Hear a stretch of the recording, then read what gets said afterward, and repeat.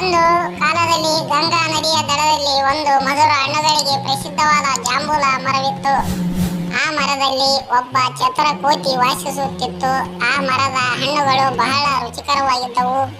ಕೋತಿ ಪ್ರತಿದಿನವೂ ಆ ಹಣ್ಣುಗಳನ್ನು ತಿಂದು ಸಂತೋಷದಿಂದ ದಿನ ಕಳೆಯುತ್ತಿತ್ತು. ಅದೇ ನದಿಯಲ್ಲಿ ಒಂದು ಮೊಸಳೆ ಕೂಡ ವಾಸಿಸುತ್ತಿತ್ತು.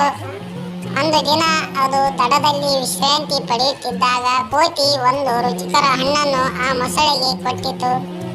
ಮೊಸಳೆ ಅದನ್ನು ತಿಂದು ಬಹಳ ಸಂತೋಷವಾಯಿತು. ಹೀಗೆ ದಿನಗಳು ಕಳೆಯುತ್ತಾ ಮೊಸಳೆ ಪ್ರತಿದಿನವೂ ಕೋತಿಯೊಂದಿಗೆ ಭೇಟಿಯಾಗುತ್ತಾ ಹಣ್ಣುಗಳನ್ನು ಸೇವಿಸುತ್ತಾ ದೋಸ್ತಿಯು ಬೆಳೆಸಿತು. ಒಂದು ದಿನ ಮೊಸಳೆಯ ಹೆಂಡತಿ ಮೊಸಳೆಗೆ ಹೇಳಿದಳು, ಅಯ್ಯೋ, ಈ ಹಣ್ಣುಗಳು ಇಷ್ಟು ರುಚಿಯಾದರೆ ಈ ಹಣ್ಣುಗಳನ್ನು ತಿನ್ನುವ ಕೋತಿಯ ಹೃದಯ ಇನ್ನೆಷ್ಟು ರುಚಿಯಾಗಿರಬಹುದು.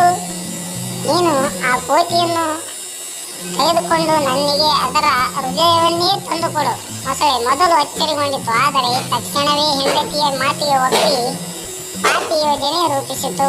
ಇದು ತಿಳಿದಿರುವ ಕೋತಿಗೆ ಮೋಸ ಮಾಡಲು ಆಗಲ್ಲ, ಹಾಗೆ ತನ್ನ ನೆರೆಯವನಂತೆ ವರ್ತಿಸಿತು. ಹಾಗಾಗಿಯೇ ಒಂದು ದಿನ ಮೊಸಳೆ ಕೋತಿಯ ಜೊತೆ ಮಾತನಾಡಿ, ನೀನು ನನಗೆ ತುಂಬಾ ಸ್ನೇಹಿತನಾಗಿದ್ದೀಯ. ನಾನಿನ್ನು ನನ್ನ ಮನೆಗೆ ಆಹ್ವಾನಿಸುತ್ತೇನೆ. ನನ್ನ ಹೆಂಡತಿ ನಿನ್ನನ್ನು ಭೇಟಿ ಮಾಡಲು ಬಯಸುತ್ತಾಳೆ. ಕೋತಿ ಕೂಡ ಸಹಜವಾಗಿ ಒಪ್ಪಿತು. ಮೊಸಳೆ ಕೋತಿಯನ್ನು ತನ್ನ ಬೆನ್ನ ಮೇಲೆ ಕುಳಿಸಿಕೊಂಡು ನದಿಯೊಳಗೆ ಹೋದಾಗ ನಿಜವನ್ನು ಹೇಳಿತು. ನೀನು ಸತ್ತರೆ ನಿನ್ನ ಹೃದಯವನ್ನು ನನ್ನ ಹೆಂಡತಿ ತಿಂದು ಸಂತೋಷ ಪಡುತ್ತಾಳೆ. ಕೋತಿ ಇದನ್ನು ಕೇಳಿ ಹೋರಾಡದೆ ಬುದ್ಧಿಯಿಂದ ಹೇಳಿತು, ಅಯ್ಯೋ, ನಾನಂತೂ ಹೃದಯವನ್ನು ಮರದಲ್ಲಿ ಉಳಿಸಿ ಬಂದಿದ್ದೇನೆ.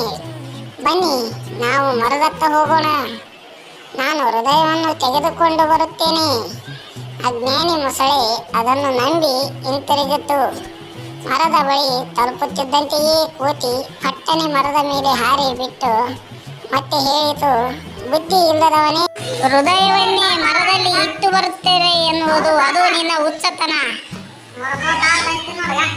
ಎಂದು ಹೇಳುತ್ತಾ ಕೋತಿ ಅಲ್ಲಿಂದ ತಪ್ಪಿಸಿಕೊಂಡು ಹೋಗಿ ತನ್ನ ಜೀವವನ್ನು ಬದುಕಿದೆಯಾ ಬಡ ಜೀವಿ ಎಂದು ತನ್ನ ಜೀವವನ್ನು ಉಳಿಸಿಕೊಂಡಿತು. ಇಲ್ಲಿಗೆ ಕತೆ ಮುಗಿಯಿತು. ಧನ್ಯವಾದಗಳು.